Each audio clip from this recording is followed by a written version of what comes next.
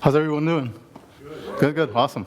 So I'm going to give a two-part talk. In the first part of the talk, I'm going to introduce microservices. How many people here are actively pushing microservices into production? By show of hands. I'm going to say that looks like less than a third. Good. Well, good for the talk. So I'm going to, and so the second half of this talk actually will dig in and actually write some microservices live. So let's see how that goes. So welcome everyone. I've got a lot of cool stuff to show you. That's part of it. But unfortunately, we're not going to be able to cover, everything that I'd like to cover. So, hit me up after the talk if any of this is interesting. You have questions, definitely hit me up. I'll be around. So let's get started. So, but first, who am I? So my name is Carlos. I go by CJust on GitHub and Twitter. I'm also chief architect at Flywheel Sports, where I focus on microservices. But at heart, I'm really just a programmer, with a long-standing interest in distributed computing. So along the way, in my career, I've worked on a lot of cool stuff, from games onward. And a while back, I started a project called ChessBrain, which was awarded a 2005 Guinness World Record in distributed computation. So the interest goes back a while, had a lot of fun along the way. But I'm not here to talk about any of that. I'm here to discuss microservices, because they're so hot right now. And by a show of hands, seems like a lot of people haven't gotten the memo. But it's not surprising that they're hot. I mean, microservices do offer a significant amount of benefit, and they're embraced by some of the biggest names in our industry, including many of our sponsors here today. So regardless of where you stand with microservices, in this talk, I hope to offer you some food for thought. So we will see demos. We will see code. Heck, demo gods willing, we might even see some working code. Fingers crossed, no joke. Let's see how this goes.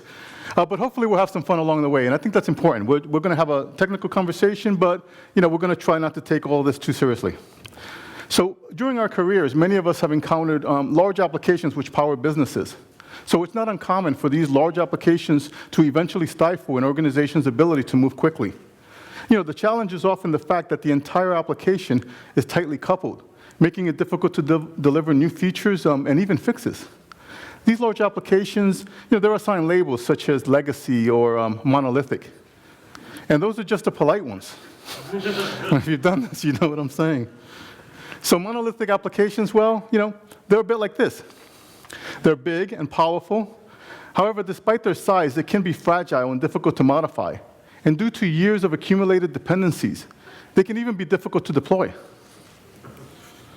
Oh, and when they crash hard. By comparison, microservices are kind of like this. They can be fast and far more agile, shredding tasks and touching clouds with ease. So, microservices, right? I mean, if you've had this discussion with coworkers, and it comes up, there's a lot of debate around microservices. So, one of the issues I have is with the word micro. The problem I have is that it's a relative measure. Yes, the word means small, but how small? And I think granularity is one of the challenges when we're discussing microservices. In fact, the term microservice, is an unfortunate one. It causes us to focus, I think, on the wrong thing, that is size. Instead, we should focus on creating services that are highly specialized. So perhaps a better definition, might be a process which is dedicated to doing a kind of thing really well. Now, that's still a simplistic definition. But it does speak to what we're trying to do with microservices. We're trying to break up large applications into individual and more specialized services. However, separating application logic into discrete services does introduce its own set of challenges. If you've tried this, you know what I'm saying. It's, it seems like a holy grail on one side, and on the other side, you end up with a whole new set of challenges.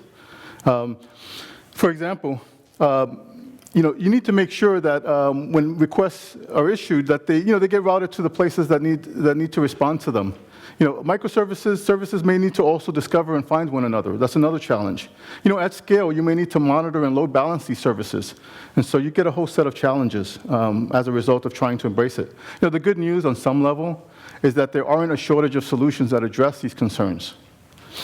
What we found is that you do end up having to learn a lot of tools, each of which requires correct setup and administration. That's not bad if you have a sysadmin slash cloud engineer slash containerization expert on your team, or better yet, several. Given that we're a small team, we felt the need to simplify these concerns. We'll get back to that shortly, but first, a quick story. Earlier this year at Flywheel Sports, we decided to base our new applications on microservices. But first, we decided to define a set of goals, just to keep us on track. We wanted to build small, yet maintainable, and highly reliable services that were easy to deploy and scale. I mean, that's the holy grail. I mean, I think that is something that we're all looking for. Who doesn't, right? Who doesn't want to do those things? But in truth, we were really looking for more of an out-of-the-box microservice framework. I guess we didn't really want to become experts in a lot of infrastructural stuff. So, given our needs, we realized that we were going to have to build what we wanted. So we created a library called Hydra. So Hydra is a lightweight service, microservices library, whose only other dependency outside of Node is Redis. We chose the name and logo because it reinforces the idea that a service should really consist of multiple instances or heads, each of which is capable of processing related tasks. So here's a short list of what we ended up with. Things like automated health and presence, automated service discovery, inter-service communication, built-in load balancing, routing, and much more. So we took all of it, and we organized it into a single lightweight NPM package and named it Hydra. Let's have a look.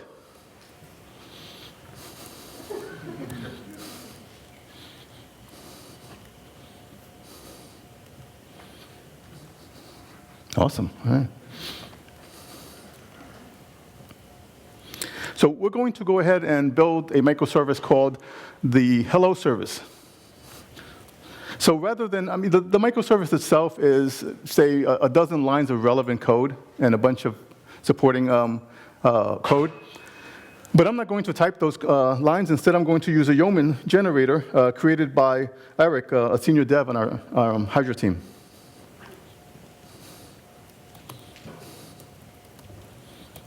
Alrighty. So, what's the name? The name is Hello. I'll skip you some options here. What does the service do? It says hello. And I'm just going to skip you the rest of it. OK, bam. We just created a microservice in under 15 seconds. Thank you, Yeoman. So let's have a look at the code that got generated.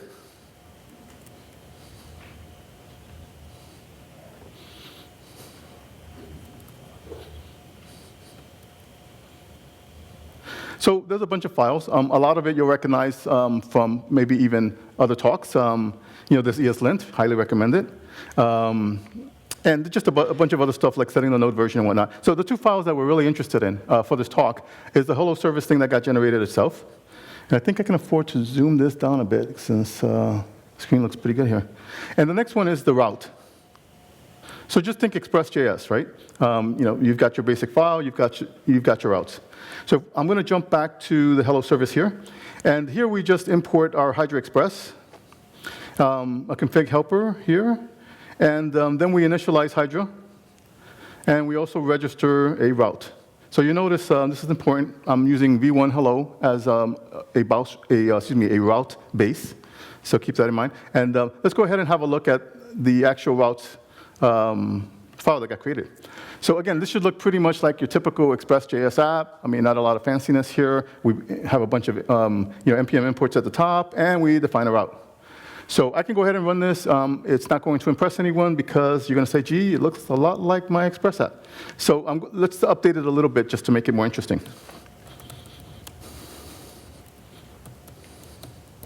So I'm going to change the name of the route there.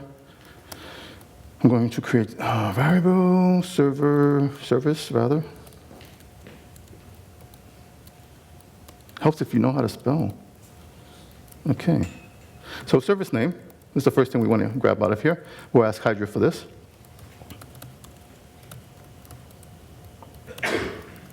Name. Then we'll get a service ID. Now, service ID is important because every microservice has a unique ID. Okay, and the last thing I want to do is really just output it so that we can see this later in the demo. Well, service name and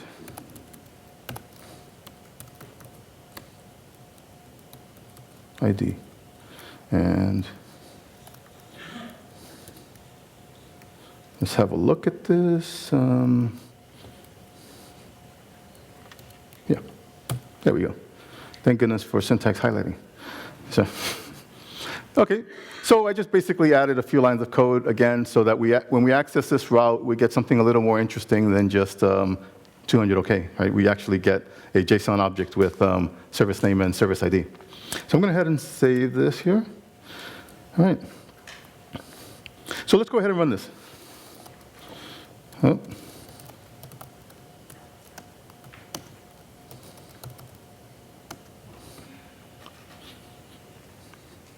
Okay, so it basically responds with the service name. IP is localhost, someone working locally here, and we get a random random port address. So that's going to be important. Let's go and open up a web browser.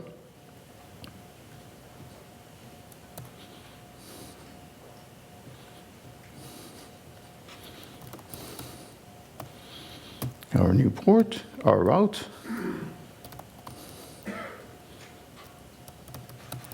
Greeting. Oh, So it is running.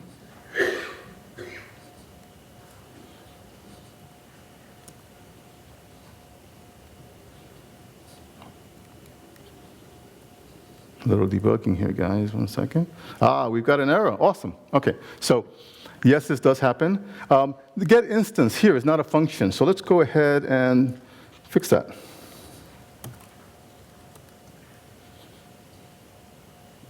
Because it's called get instance ID. Alrighty, no one caught that. Come on, guys. I defined the variable. Okay, so I'm going to go ahead and unfortunately, I do need to do a quick reset here.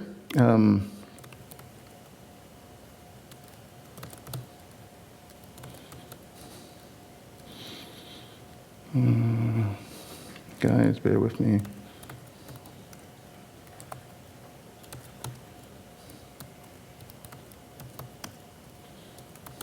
All right. So let's go ahead and run it.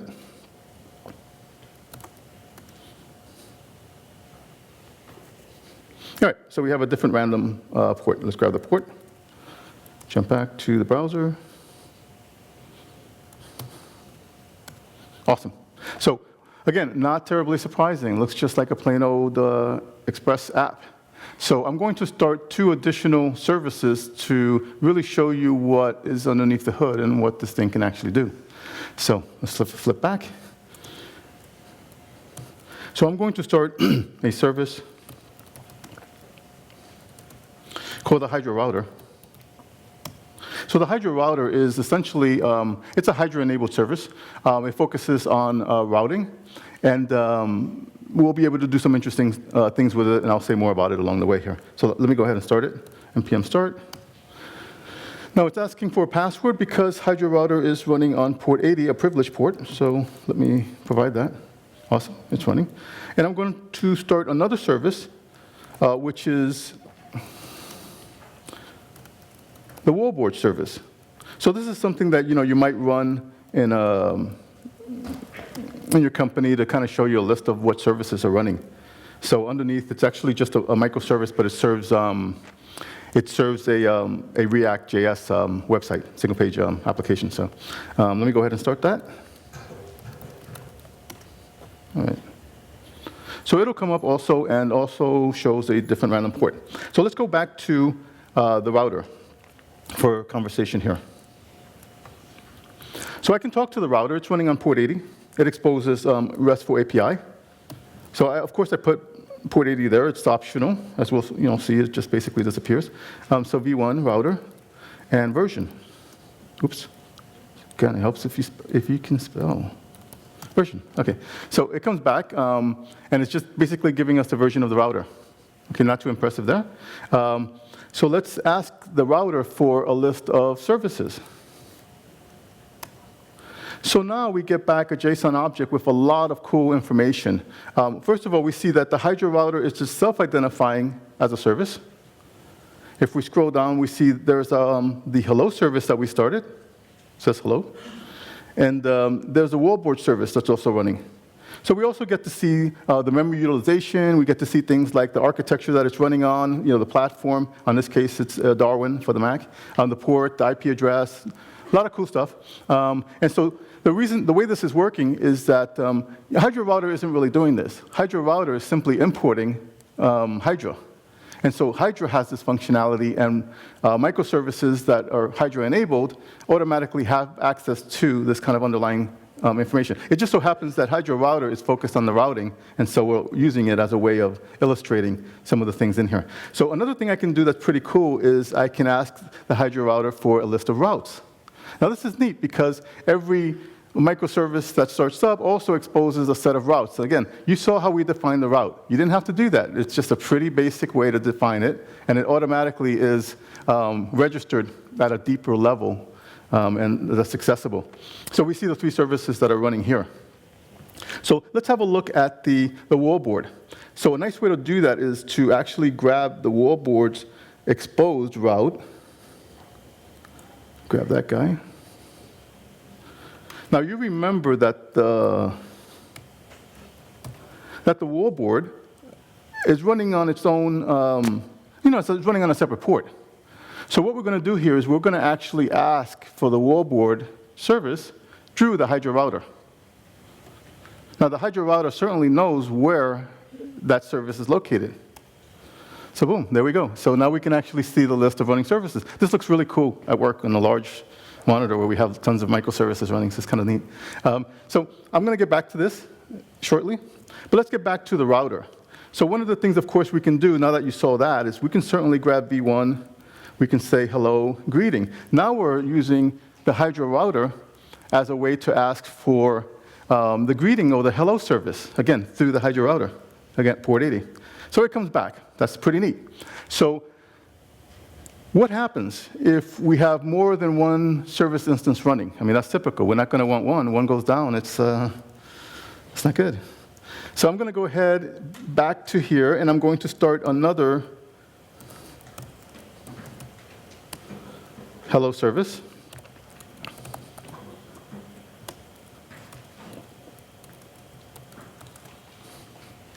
Great. Now we get a second instance, different random port.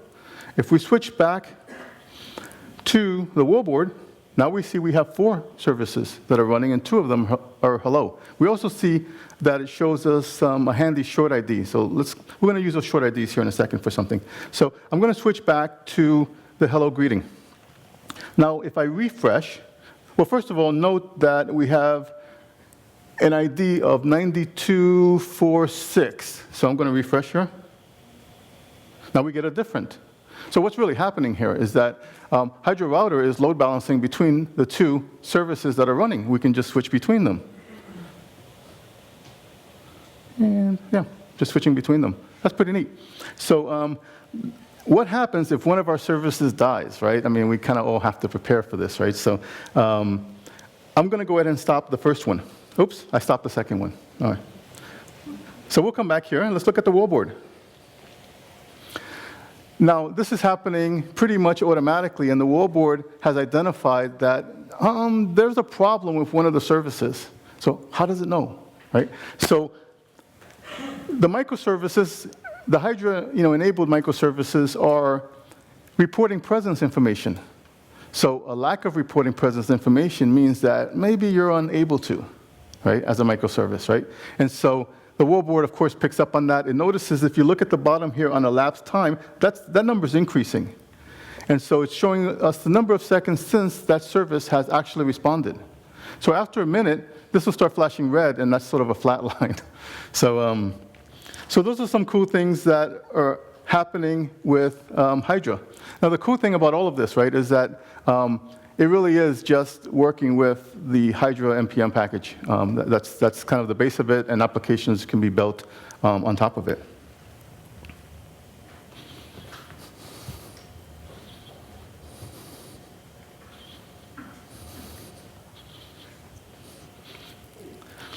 So although we've been using Hydra in production for many months now at Flywheel, I wanted to create an easier and more portable way of demonstrating Hydra. So I decided to build a compute cluster using $5 Raspberry Pis. Why not, right? So let's have a look at the results.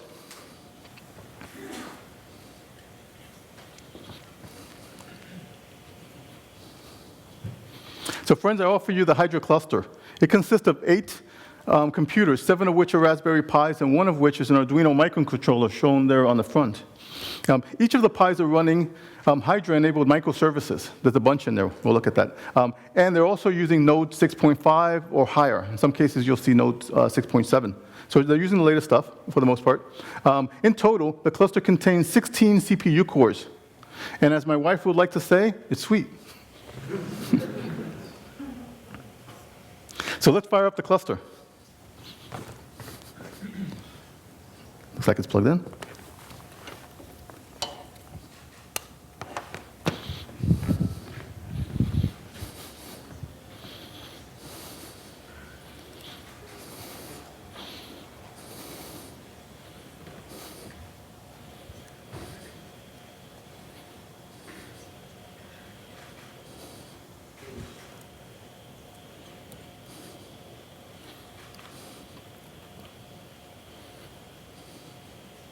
So on the surface, it looks like it's certainly coming up.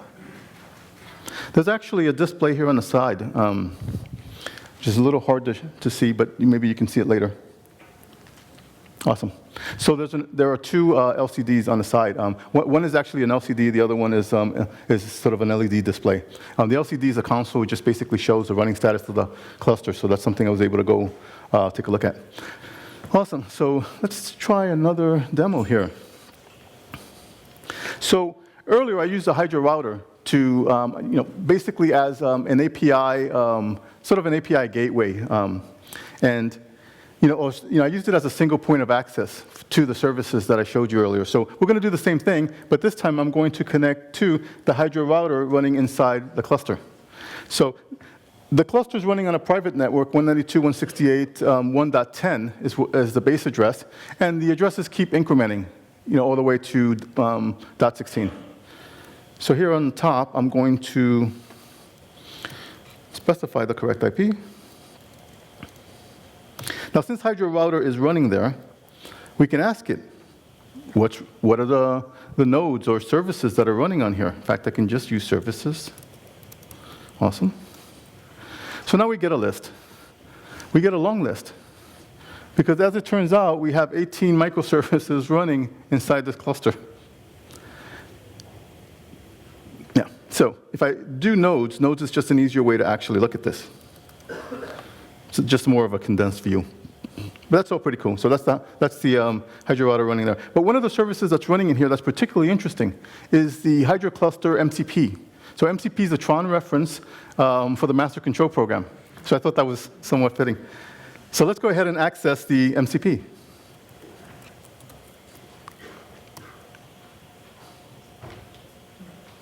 So we'll log in. I'm already logged in, actually. So we land on, I guess, a landing page here. And at the top, we see the list of services that are running. At the very top node is the Hydra router. Now, that's a little bit of a misnomer of sorts because the Hydra router isn't really just the entry point. It doesn't have to be. It's that way out of convenience for some things that we're going to do, but we could, in fact, dive into any node in this cluster. So we see those at the top. It's sort of graphical. I like to mess with it and do this, and it sort of wigs out. Basically, bugs can be entertaining sometimes. So underneath, you have, we have scorecards. So basically, the scorecards are pretty much the information you saw from the Hydra router. So we can just kind of scroll through these and see things. We can see some interesting things. Here's Node 6.7. Interestingly, architecture changed, right? Now it's running on ARM, the ARM architecture on the Raspberry Pis. So we can just scroll through these, and you see, various ones here. So that's pretty neat. So MCP is really a graphical interface for communicating with the cluster. And again, just keep in mind, all of this is glued together using a simple NPM package. So we can access the router, right? We saw JSON output earlier, just out of convenience. Is also shown here. This console is pretty cool because it allows us to type commands into it. Help, yeah, some commands. It's experimental. I mean, I'm not really ready to demonstrate that, but it's there. So now the scheduler is really the place where we're going to spend a little bit of time here. So the scheduler allows us to enter JavaScript code and submit it into the cluster for processing. So I thought that would be a nice interface. You can edit it and submit it. So rather than just type something, I'm going to pull an example. Prime numbers, right? I mean, that's what you do with clusters. Hang on. Oh, this is a little bit compressed because of our screen size. Let's see. Yeah, maybe it's a little bit bigger. That's weird. Not sure why that got compressed. All right. So if I submit this, well, before I submit it, right, let's break the code. I mean, it's a little bit more fun when you just introduce programming errors, and let's see what happens.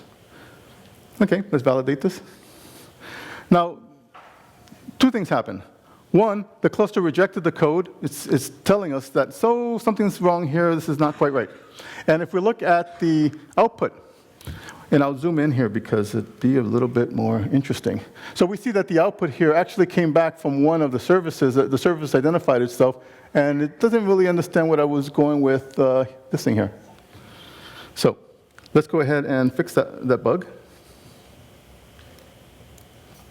And resubmit. Now we see that the cluster accepted the code, executed it, and shows us a list of prime numbers that it generated. So, what's really going on here? So on the nodes inside the cluster Node.js is running. It's using the V8. It's using a V8 context process, right? So that you can basically submit code and it runs inside of an execution context. So that's pretty neat because if that code crashes or there's something wrong with it, it times out, it doesn't take down the node. And the node just responds back and saying, hey, that context, something's wrong with that, and here's the error. And so that comes back. So how is it that the computers in this cluster are actually communicating? That's something I want to show you. Let's grab some code. Awesome. So all of the communication in the cluster isn't just HTTP RESTful services. There's actually socket-based communication in here as well. Again, inside of Hydra, as we're going to see shortly. So here's just a RESTful call for command. I used a helper to create this message. So the message is basically it is a JavaScript object that happens to have some unique fields. So it's using a format called UMF. It's something I developed a while back that just basically standardizes building communication messages. So we provide a field that says to. Where do we want to send this to? We want to send it to the PyLight service. That's the first processor that's running here and animating the lights. We want to send it a message. We want to tell it that it's from the Hydra MCP program. And of course, we have a body. We have code that actually changes the value of the body based on some activity. But here's the important bit. So we use Hydra to send the message that we just constructed. Now, Hydra's not looking for, so on the surface, there's no IP related, right? We constructed a message, and the message is routable. It's routable within the cluster. The cluster can load balance it to the service that needs to receive it. Again, very little work on your part. This is something that this underlying system does. And so this allows us to create services that can communicate with one another. To Will's point earlier in the talk, you can create some peer-to-peer applications with an Electron app using Hydra inside. There's a lot of things that you can do when you don't have to worry as much about the infrastructure and you're really kind of working at a higher level of abstraction. And so the send message really does that for us, and that's something I wanted to show you. All right, let's switch back.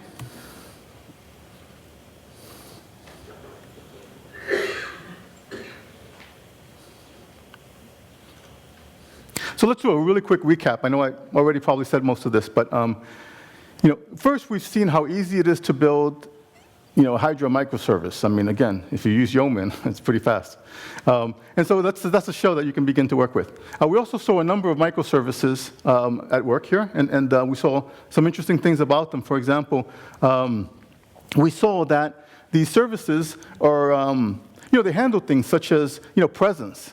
Am I still available, right? Discoverability. How is it that a message can go and be routed to the correct place? Things are routable. There's load balancing in place. We saw that working when we stopped one of the services. And we saw messaging just now. And we also saw how all of these things come together inside of a compute cluster, running $5 computers, man. It is pretty nice. And so, again, the point of that is just that when you can run on low-end devices, and this is a great way to really test a lot of your work, right? If you can run in constrained environments, right, you've got a better chance in environments when your log file is running too big, you're using up too much memory, and all of a sudden, the environment that seems large is much more compressed and much more constrained. So these are things that, it's just good to be able to do as a good practice. You can't get this in stores, man. I'll tell you that right now. Which is why today I'm pleased to announce that today Hydra is an open source project.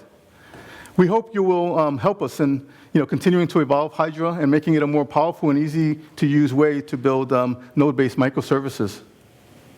If you have any questions, definitely please feel free to reach out. Thank you.